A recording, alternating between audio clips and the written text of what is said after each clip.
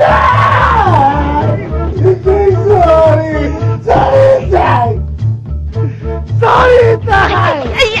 Jun, huwag mo itutuloy yan. Magbihis ka muna, nakakahiya, nakapulakaan, nakapadman.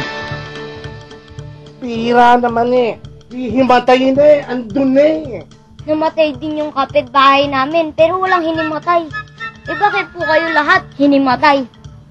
Eh kasi naman pang teledrama ang pamilya natin eh. Kayo na nga lahat na nakikinabang dito sa bahay na ito! Wala pa rin kayong naitutulong na kahit na ano! Naiinggit ka kasi kami ang pinatira ng tatay dito at hindi ikaw! Ako po yan! Ang kalak-kalak! Ang kalak-kalak! Hindi mo ba alam na bawal maligo sa bahay kapag may lamay? Kasabihan kasi na, pag naglagay ka daw ng pera sa patay, swerte yun. Kukunin ko yan uli bago siya ilibing. Ate, baka matuluan mo naman ang luha yung kabahong ng tatay.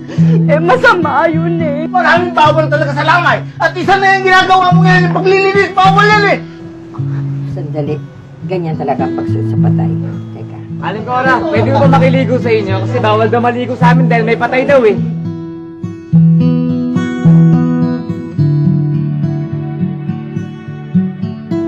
So, ang ibig mong sabihin, lahat ng patay takot sa kulay pula.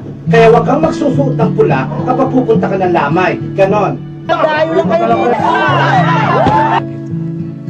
Kapamangking ko yan. So, siyahin na kita ngayon.